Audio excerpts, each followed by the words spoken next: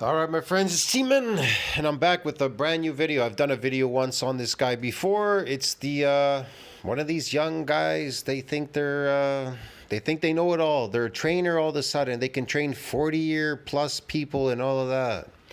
This fake natty, fake training natty, whatever, fake slave. I call him the fake training slave. Anyway, yeah, I'm gonna do a reaction video to his video. His name is hold on a second. His name is Polarity Fitness. Remember him? I did a video a long time ago on him, man. Anyways, I'm gonna do another video on this fake natty. So if you're not building muscle after 40, this is why. And how would he know that? Is he after 40? Does he look like to you like he's over 40 years old? Come on. If you're not building muscle after 40, it's because you're making one of 7 critical mistakes. In this video, I'll break down these 7 Yeah, what is that? mistakes so you can stop spinning your wheels, reverse muscle loss, and finally start seeing gains. My name is Rio, and I help busy Wow, he's gonna help 40 plus olds gain muscle and stop spinning their wheels. Christ, okay.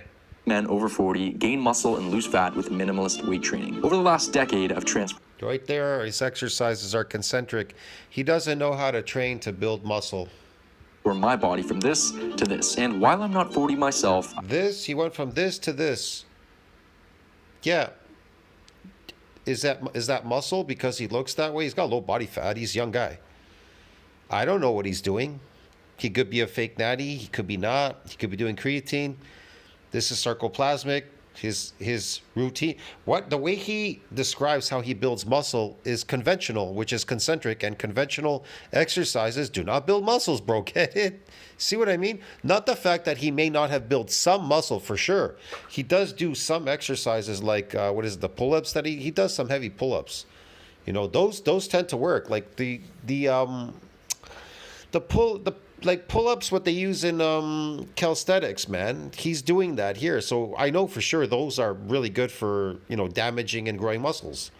If he's damaging, I don't know what he's doing there, but anyway, we'll find out. I coach men who are, and I know exactly what works for your body at this He coaches these people.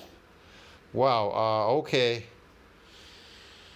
Yeah. stage of life. Mistake number 1, stopping sets too early. So most men over 40 are leaving 3 to 5 reps plus in the tank on every single set that Stopping sets too early. Okay, they're leaving a couple in the they tank. do Yeah. in the gym. And the reality is that if you're not pushing your sets close to failure in the gym, you will not stimulate Do you notice the theme? Do you notice the theme? It's always the same. If you're not taking your sets to failure, you're not stimulating any growth. So you have to go to failure to stimulate growth. Yeah, going to failure doesn't cause micro damages to muscle fibers. Lifting conventionally, concentrically. muscle growth, because it's only those last final tough reps that actually count towards stimulating muscle growth. And just so The stimulating muscle growth. Well, as far as I know in weightlifting, you're not stimulating muscle growth, you're damaging muscles so then they can grow, activate growth factors and grow. There isn't any stimulating growth. Unless, of course, you're stimulating sarcoplasmic growth, yeah. Going to failure because that's endurance. If you're going to failure, that's endurance. So what are you stimulating there? Glycogen. For every gram of glycogen, what is it? For every gram of glycogen, 3 grams of water are being drawn between the skin and the muscle into the muscle, bro. Get it? Expanding the sarcoplasm. Yes. training to failure just means pushing your sets to where you can no longer move the weight despite No, training to failure means you're a endurance athlete. Get it? You're running marathons. exerting maximal effort. It's at the end of the set where you're on that final rep and you can't get it up no matter how hard you push. How hard you can't get it up, how hard you push. Does that not sound concentric? You can't get it up. No matter how hard you push. Get it? Yeah, man. No. Eccentric, we're going the opposite direction, so we're not pushing. Yeah, we're trying to damage eccentrically. So right there, the red flag, it tells me right there, he's a fake natty, bro. Get it? He doesn't know what he's talking about. He doesn't know how to train to build bodies. Right? You need to be taking your sets to that point if you're serious about building muscle. And that is due to something called effective rep theory. Nah, you have to take your sets eccentrically and overload them, and that's how you get damaged, and that's how muscles are built through eccentric exercise.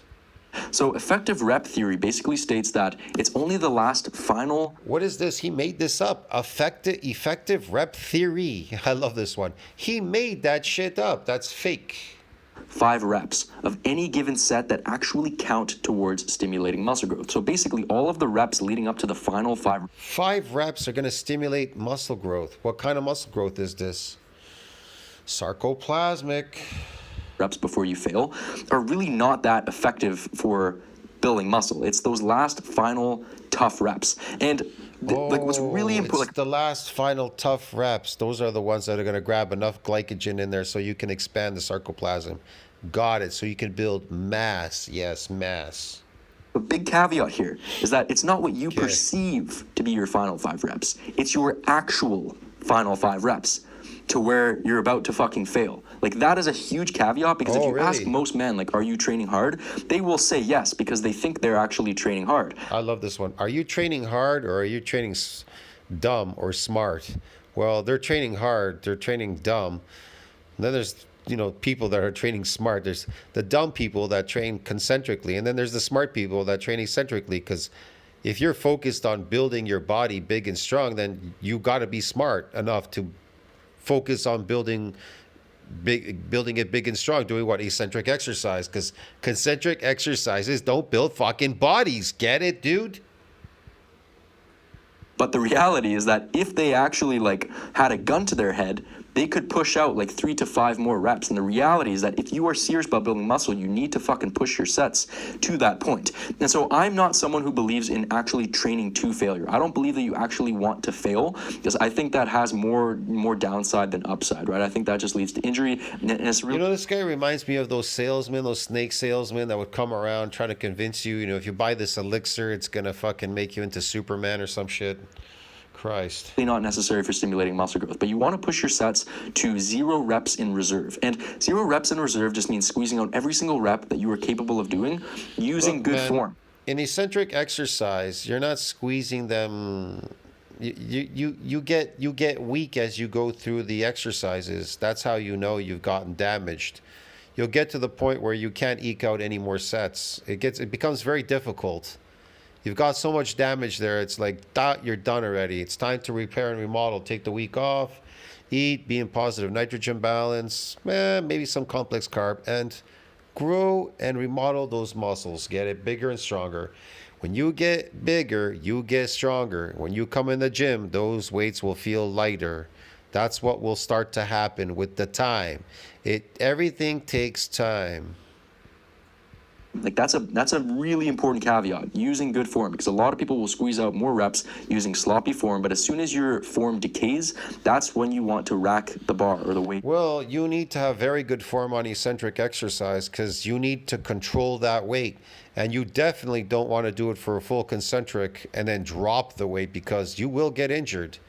The problem with this guy, he wants to promote, well, you'll see eventually. I'll explain this. So to speak, right? And like you never want to rack the weight until you're like 100% certain that you've squeezed out every single rep that you are capable of doing using good form. If you're a busy guy over 40 and sick of having a dad bod, yes, you don't want to rack it until you squeezed out every last rep, yes, concentrically, so you could exhaust yourself. Tired of struggling to lose fat and build muscle and frustrated because nothing seems to work, I've created a free training. I love this one. You're struggling to lose fat and get skinny. Okay.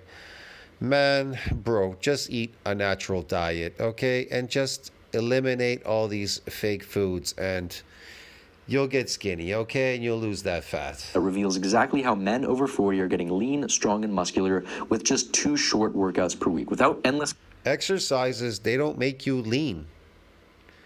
When you start exercising, it's because you changed your diet. You exercise, but what made you lean? Because you changed your diet.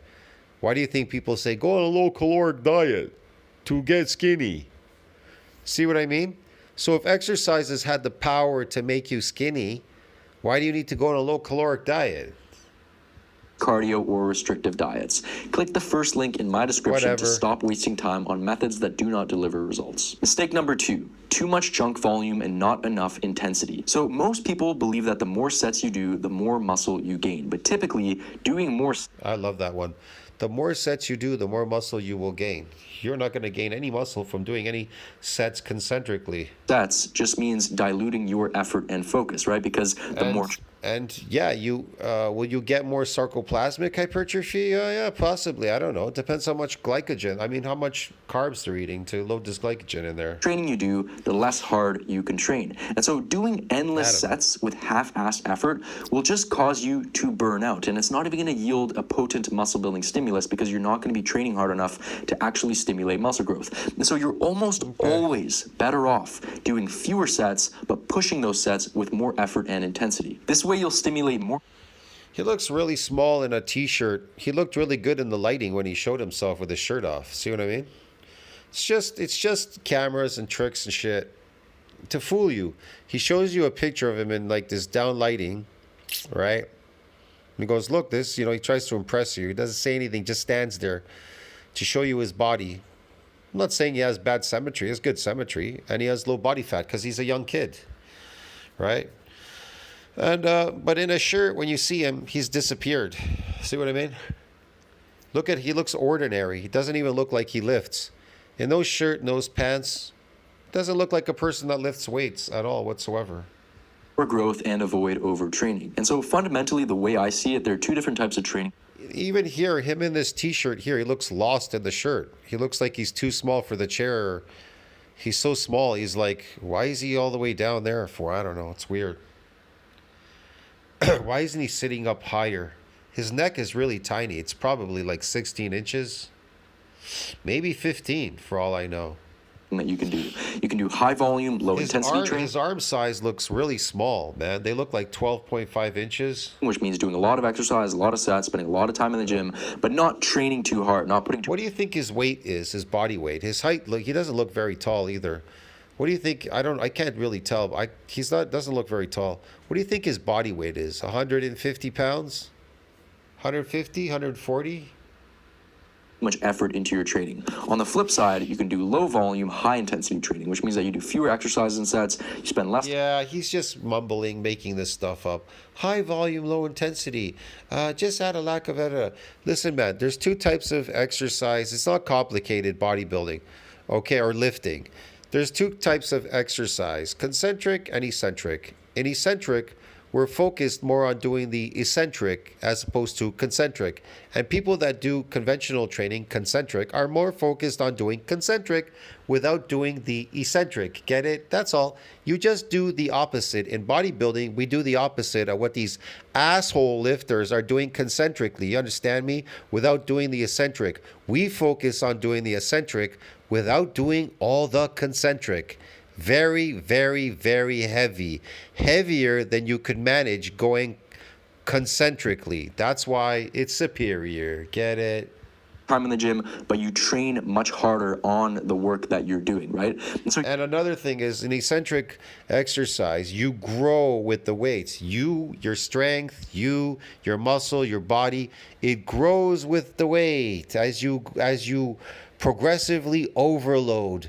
But if you progressively overload concentrically, you don't grow. You just get better at lifting heavier and heavier concentrically. That's it. That's it. You'll notice that there is no high volume, high intensity training. That does not exist. And that's because there's a massive trade-off between volume and intensity, right? And so Arthur Jones, who was the pioneer of high intensity training, who's also the mentor of Mike Mentzer, had a famous saying. Arthur Jones is a fake, and so is Mike Mentzer. He's a steroid, he's a fiend, he's a drug addict. If concentric exercises didn't work when he did it naturally, what the fuck makes you think it would have worked taking drugs, you asshole? Come on. He said you can either train long or you can train hard, but you cannot do both. And so what he means... You cannot train long, you cannot train... What the hell are you talking about? In eccentric exercise, you train with intensity and duration. It's long. You train with both, okay? By that is that trade-off, right? Like you can either train long or you can train hard.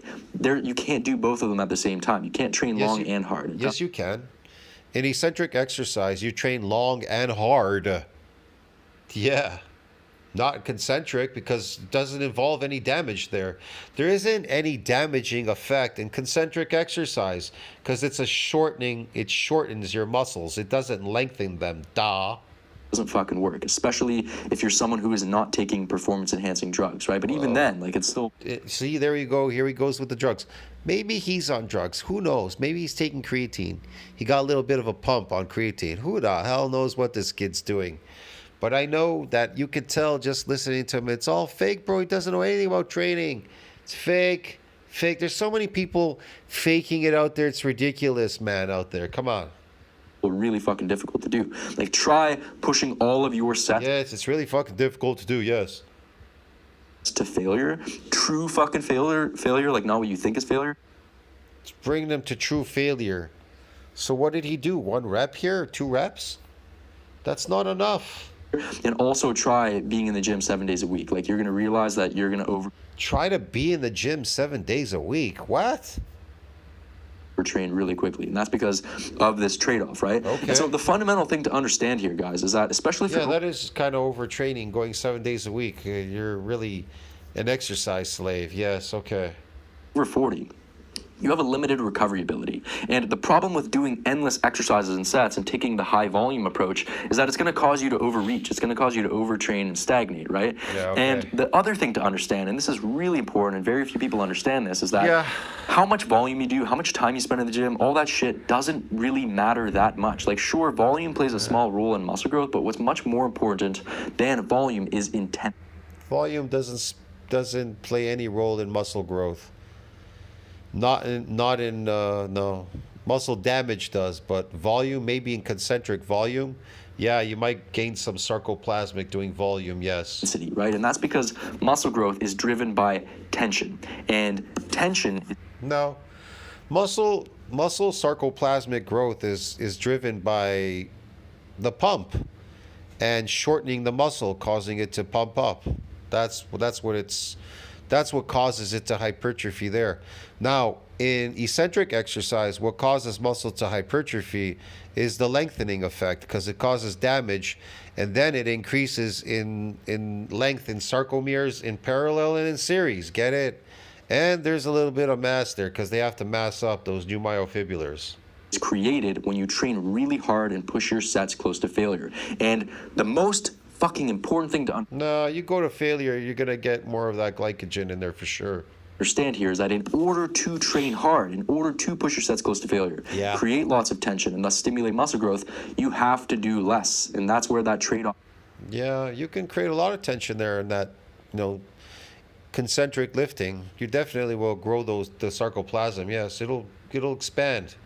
comes into play. Mistake Yeah. number 3, program hopping. This one is a little too close to home for me, and I think a lot of my group Sounds made up too. Never heard of this before. coaching clients are probably watching this right now thinking like, oh fuck, Rio's about to call us out.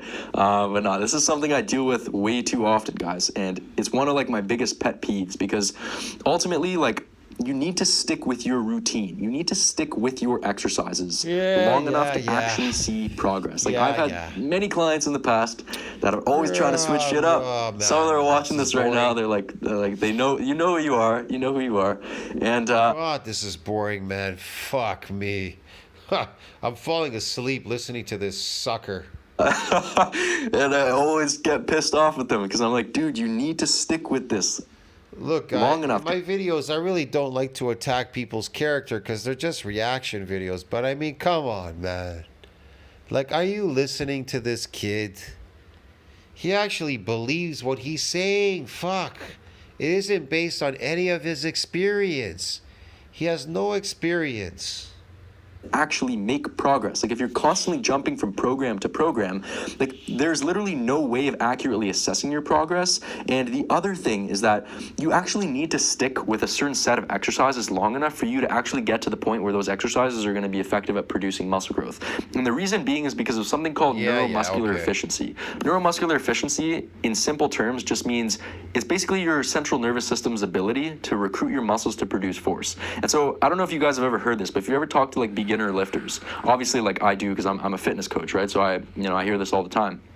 they say like, oh, I can't feel my chest on the bench press, or I can't feel my legs firing when I do squats. And that's like, that is very common amongst beginners because they're not yet neuromuscularly efficient in the exercises that they're doing, meaning that because they're new to the stimulus of weight training, and they haven't spent a long time like dialing in their exercise technique, they're not neuromuscularly efficient, and they're not as like proficient at recruiting their muscle fibers to actually produce. Oh, they're not neuromuscularly efficient and firing and this and that.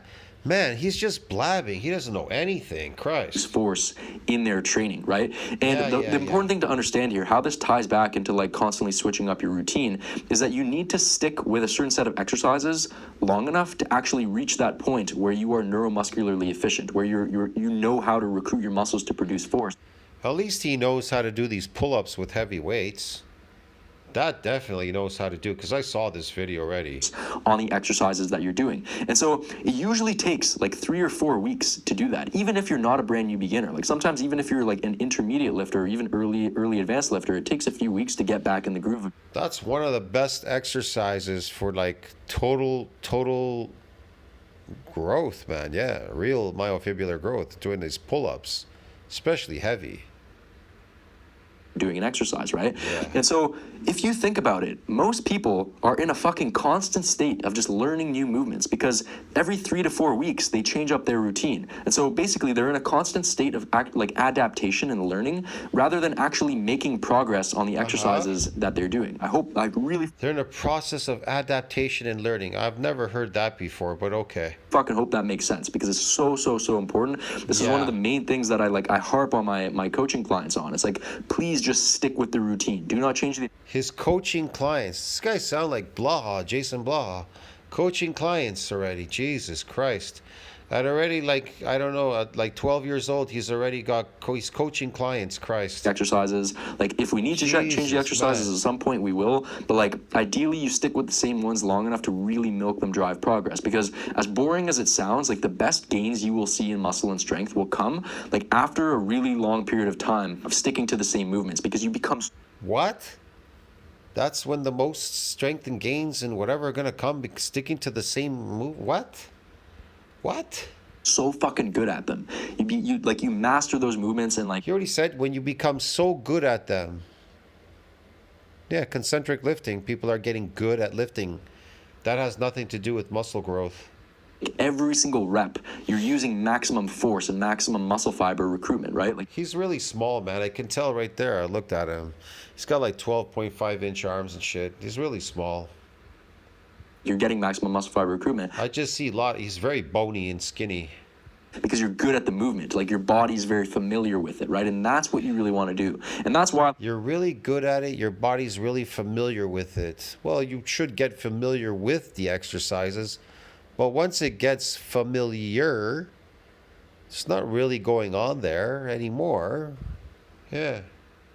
Like, if you've watched some of my videos before, I have a saying where I always say, like, the key to building a great physique is to pick a handful of movements and master them and get as strong as possible at them over time. Like, fundamentally, that's what you have to do. And, like, people really overlook that mastery part. Like, you have to stick with the same movements in order to get really good at them, because that is when every single workout is going to be yielding a very potent muscle building stimulus, because you're really good at it, you know, and you're really using maximum muscle fibers when you're performing the movements, right? So, like, it's really important to understand here as well, like, even like some people just have kind of shiny object syndrome when it comes to weight training. They're always looking for the perfect routine, and it's like, this shit pisses me off so much, guys, because, like, in all honesty, like, the person who actually sticks with a suboptimal workout approach will see way better results than the person who is like jumping from perfect routine to perfect routine, right? Because results are found in the long-term compounding and consistency of doing something for a long time. And so you really have to embrace the boring work. You know what I mean? Like, you have to... What?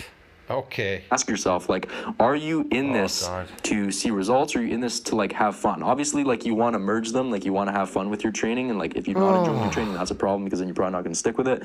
But at the same time, like, I would argue... You want to have fun with your training. Training isn't fun, bro. I have no clue what he's talking about. It is not fun. Fun from weight training comes from getting results, right? And to get results, you kind of have to stick through the boring phase. Training can teach you a lot of stuff. Depends on what you're training for. If you need to... See, here's the thing. the training and lifting in the eccentric concentric form, they require a lot of training themselves to understand how they work fundamentally. The majority of people get the idea of eccentric training because that's the easiest, that's the most comfortable training, the shortening of the muscle. But when it comes to eccentric training, there's not a lot out there, bro. When it comes to training, people don't train eccentrically because it's uncomfortable. They don't like to build muscle. They like to pretend they're building muscle, like you, kid. Keep telling people you're going to build muscle lifting concentrically. That's not going to happen, dude. That's not going to happen, dude. Just like chipping away at the same movements over and over Yeah. again in order to get really good at them, master them, and thus build a lot of Yeah, see, get really good at them, chip away at them, master them, get really good at lifting concentrically, and then what? Build a lot of muscle? What muscle? muscle through them. Mistake number 4. So you're gonna build a lot of muscle through them, lifting concentrically after getting really, really, really good at lifting. I don't think so, dude. Not using progressive overload. And so lifting the same weights for the same reps in every single session for months on end will yield 0 results. And if you guys have watched any of my videos, Yeah, you want to know why they'll yield 0 results? Because all muscles built eccentrically in the eccentric form. That's why. before, you probably know I talk about progressive overload in like every fucking video. A lot of you guys are like, oh, Rio's super repetitive, you're beating a dead horse. It's like, guys, we need to be reminded more than we need to be taught. You'd be so surprised at how many people like claim to understand how important it is to progressively overload their exercises in the gym and still do not. Yeah, you should progressively overload the eccentric exercise so you could get bigger, and then you get stronger, and then you progressively overload. Yeah. Fucking do it. And like, if you took one thing from this video, it would be the importance of progressive overload. Progressive overload is fundamentally how a body is fucking built at first principle. Like, if we go back, Yeah. That's how a body is built. Eccentric overload, not concentric, kid. if we were talking about first principles thinking, progressive overload is as far as you can drill down. It's the most important muscle building principle by fucking far. And the reason for that, guys, is that Yeah, but not eccentrically. I mean, but not concentrically. Eccentrically, yes, but not concentrically, dude. fundamentally your body does not want to gain muscle. Fundamentally, your body doesn't want to gain muscle. No, that's not true. If you're doing eccentric exercise, then it adapts by repairing and remodeling those damaged muscles. If you did it properly and you damaged your muscles lifting eccentrically, then yeah, your body is going to build muscle. He wants to convince you your body doesn't want to build muscle. That's the stupidest shit I ever heard. How do bodies adapt to eccentric exercise? By growing muscle. Okay, how do bodies adapt to concentric exercise? By not building any muscle, by getting better at lifting concentrically. That's how. You know, a lot of people think that like building muscle is like, you know, something their bodies want to do. It's like, it's not necessarily true. Your body will build muscle if it gets damaged lifting eccentrically. It's forced to build. Duh. It's called an adaptation. Ever heard of it, kid? does not actually like gaining muscle because it's an expense, right? In your body. That's not true. That's why it builds myofibrillars. It doesn't, look, your body may not want to put on mass because that expends energy and a bunch of stuff. But myofibrillar growth is totally different. A myofibrillar could be like the size of your hair on your head.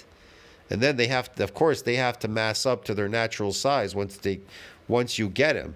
But if you lift and try to build mass like sarcoplasm to try to expand this sarcoplasmic hypertrophy of the sarcoplasm and get mass through the sarcoplasm, well, that's going to cost you, that's metabolically costing you a lot. You have to carry that shit weight around all over the place. Body is like trying to conserve as much energy as possible. It doesn't want to expend more energy on having more muscle mass. Spend more muscle, but these myofibrillars, they're permanent. When you build them, they're permanent, bro. What are you talking about? It's going to expend energy. Now that it built these myofibrillars, it's going to expend energy. I have myofibrillars now in my body, like when you're born with them, and they're expending energy. You're eating all the time, right? What are you talking about? The kid makes no sense. He makes absolutely no sense. Fuck. When I think he has it misconstrued with steroid people, these fake bodybuilders. They think they have to eat a lot, that they're building muscle. They're fucking building fuck all over there. It's just a bunch of water, sarcoplasmic water, bloat shit, whatever, and some mass in there. It's just fucking cotton balls and shit and whatever. And then they go off their drugs and they just pee it all out. On its frame, right? And so the thing to understand, guys, is that Yeah. you have to force your body to gain muscle. Like if your body I love this one. You have to force your body to gain muscle. Okay. How do you force it to build muscle, kid? I love to hear it. doesn't want to gain muscle, you have to fucking force it to. And the only way to See, it doesn't want to gain muscle. You have to fucking force it to gain muscle. Yeah, okay, kid. force it is to force it to continue adapting over time. The only way to force it to continue adapting is by adding weight and or reps to your exercises over time. So adding weights and reps over time, that's how you force it to gain muscle. Wow. So if it's not getting damaged, right, but you're just adding weights and reps over time, it's going to build muscles magically, bro. Get it? Without any muscle damage. Christ me, man. And so fundamentally, like, What the tension fuck? drives muscle growth, right? And tension is driven by training really Tension drives muscle growth. As far as I know, damage drives muscle growth. But okay, tension drives muscle growth, bro. Get it? Not damage. Holy shit. hard. That's why training to failure I had no clue. What is this? Tension is put on your muscles when you train really hard. No, really? is so important. Like training to failure, training hard is what's going to stimulate muscle growth. But So that's training really hard and training to failure is going to stimulate muscle growth. But it won't stimulate muscle damage, but it will stimulate muscle growth. Oh, okay. Yeah. Wow, you're a genius, kid. Christ. not enough to keep muscle growth coming over the long term. In order to continue gaining muscle over time, Yeah. you need to keep subjecting your body to more and more tension. You need to place more and more So to get more of this muscle, you have to subject the body to more and more tension.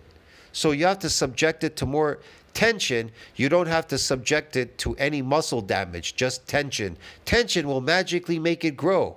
How many people do you know are growing in the gym doing exactly what he said? Are they growing from all of this? Why are they complaining about fake natties and genetic limits and newbie gain limits and I'm hard gainer and they're not progressing? And why are they taking creatine, SARM, steroids, and fucking modulators and everything else? Because this works so well, this training. Get it? Tension builds muscles. tension on your Right. muscles, right? Because your body's an adaptation machine. And the Oh, weights yeah. that you're using right It now is. are at some point not going It is an adaptation machine, but I don't think you know where to get the right adaptations from. to be stressful enough to cause muscle growth. You need to continue increasing the stress levels. The So it's got to be stressful enough to increase this level. Yes. Okay, I got it. only way you can really do that is by adding weight or reps. And a lot of people are like, Oh. oh, that's not the only way to See, that's the only way. Adding reps and these whatever. Yeah. Okay. Yeah. progressively overload. It's like, sure, but like at the end of the day, guys, we're not just going to keep adding more and more reps and sets and like be in the gym for 6 hours a fucking day. Oh, At the end of the day, like Sure, you're going to sure, have to add yeah, weight to your yeah. exercises, whether you like it or not. Yeah. It's the simplest and most efficient way to progressively overload your training. Oh, yeah, And okay. like, please just Yes, it's the most efficient, excellent way to progressively overload. That's why you're all small and fucking weak out there, because you're all progressively overloading. Yes. Yes. Okay. Yeah. Haha. Yeah. if you take one thing away from this video, Oh, yeah. it would be the fact that if you want your muscles to grow, you need to force them to. The only way to force your muscles to grow Yeah. is to train hard and focus on progressively overloading your exercise. Holy Christ, the only way to grow those muscles is to progressively overload and train hard, go to failure, do all these weird things, and focus on tension. Okay. Exercises over time. So it has nothing to do with damaging muscles eccentrically, because that's what damages muscles.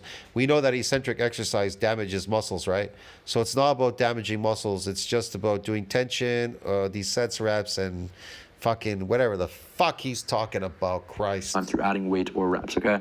Please, Yeah, please whatever. progressively overload your training. You will not gain Yeah, muscle okay. unless you do. Mistake number 5, prioritizing isolation exercise. That's the mistake people make. They do concentric lifting and then they progressively overload, and that's why it takes them 100 years to reach 10 pounds of muscle, or 5 pounds in 10, or in 20 years they gain 5 pounds of muscle in 10 years, or 20 years in 20 years. And so don't get me wrong. Because the eccentric going down was, they had to adapt to each eccentric that went with the progressive overload concentrically, so they kept adapting, and there was only so much adaptations there. There may have been one, two, or three, and they got it all in a 20-year period. Holy shit, bro. That's like skating uphill, dude.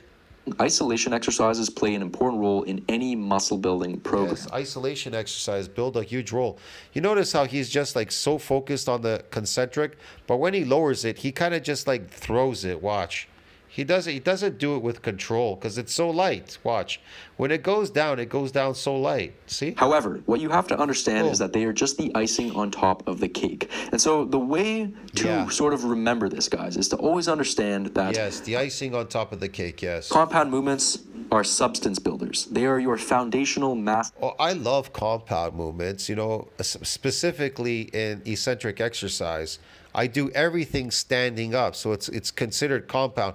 Compound just means that you're not doing it single limb is doing it. Like, there's these people, they're assisting or doing one limb at a time. I try to do both limbs at a time always.